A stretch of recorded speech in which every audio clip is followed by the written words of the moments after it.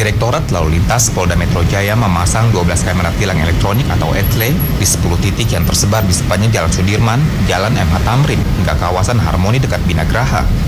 Kamera yang dipasang sebanyak 3 jenis kamera, yakni Automatic Number Plate Recognition atau ANPR, yang dapat mendeteksi jenis pelanggaran marka dan lampu lalu lintas serta plat nomor kendaraan.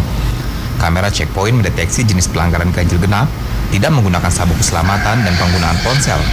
Serta kamera speed radar yang dikoneksikan dengan kamera checkpoint mendeteksi kecepatan kendaraan yang melintas secara real time sehingga secara otomatis memberi sinyal capture bagi kendaraan yang melebihi batas kecepatan.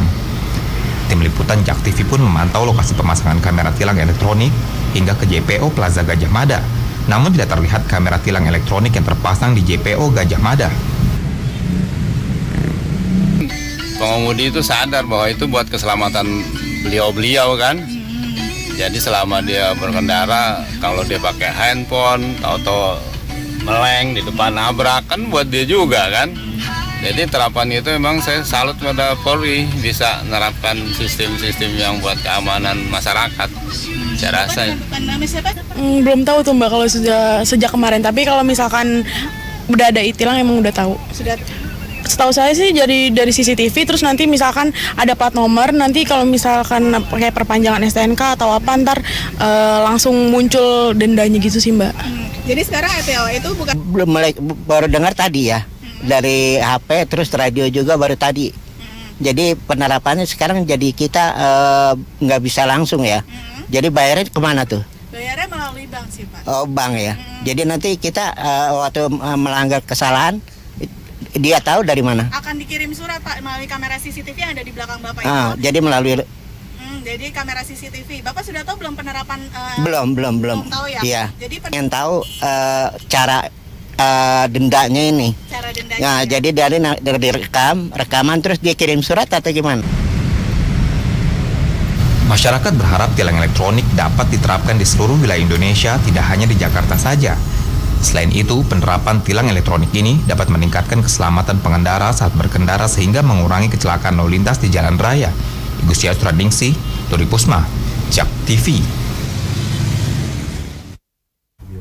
Ya, pemirsa, pemberlakuan ETLE atau Electronic Traffic Law Enforcement yang mulai diberlakukan sejak 1 Juli 2019 lalu ini dirasa cukup menurunkan pelanggar lalu lintas sebanyak 40%. Dan untuk membahasnya sudah bersama kami, ini ada Bapak M. Nasir, AKBP M. Nasir, ini selaku Kasubdit Binkakum Ditlantas Polda Metro Jaya. Selamat siang, selamat datang di JAK TV.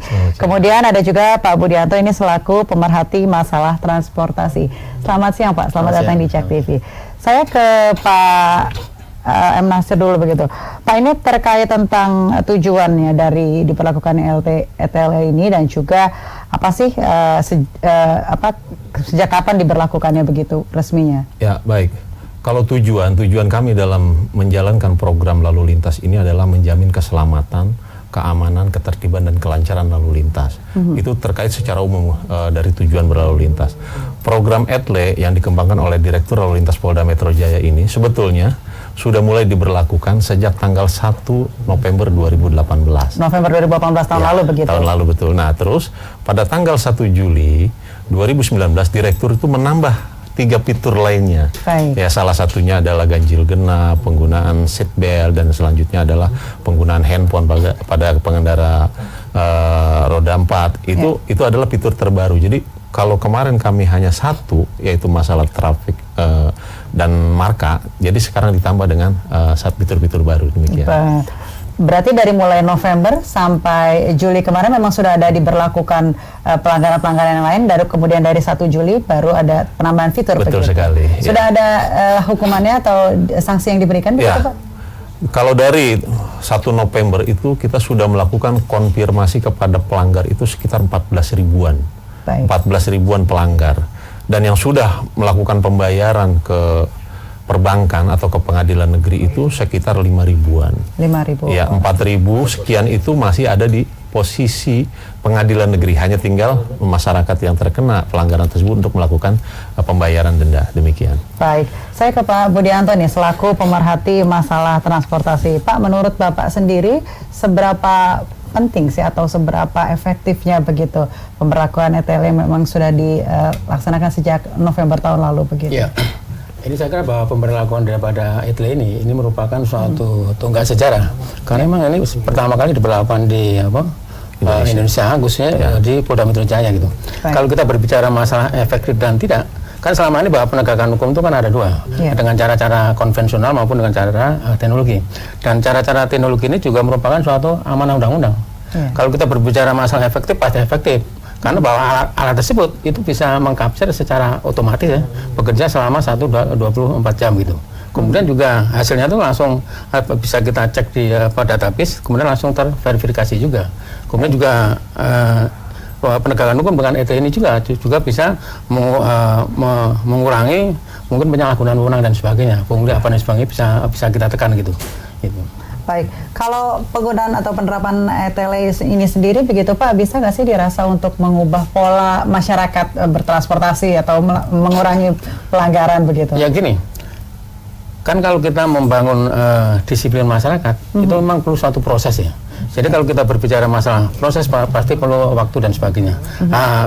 Dalam proses itu memang harus dipaksa, dan pemaksaan tersebut harus dengan regulasi tersebut. Sebagai contoh misalnya gini, ini dengan penggunaan daripada ETL ini, itu otomatis walaupun mungkin dia di tempat lain mungkin belum terpasang, itu sudah mengandung membangun suatu situasi deterrent effect. Oh yo, di sini sudah terpasang CCTV dan sebagainya. Jadi makin lama nanti karena dipaksa, kemudian biasa nanti terbangunlah kultur daripada disiplin itu sendiri gitu.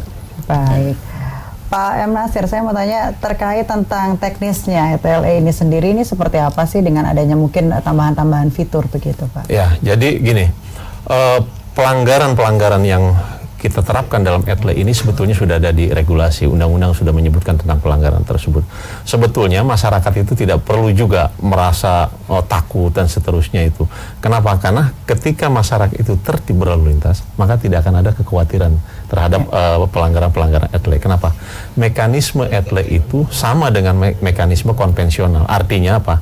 Ketika kita tertib berlalu lintas, mentaati marka, rambu, bahkan traffic light, tidak perlu lagi ragu, dan itu pasti tidak akan melanggar ETL. Tetapi ketika masyarakat yang tidak terbiasa untuk melakukan disiplin berlalu lintas, maka mekanisme ETL itu akan bekerja, dan sistem dalam ETL itu tidak secara langsung orang per orang atau petugas bertemu dengan masyarakat, tetapi semuanya menggunakan sistem. Artinya tidak perlu ketemu dengan petugas kepolisian, tapi silakan langsung berhubungan dengan regulasi. Baik, kami harus jeda sejenak pemirsa, jangan kemana-mana, tetap bersama kami di Newsroom.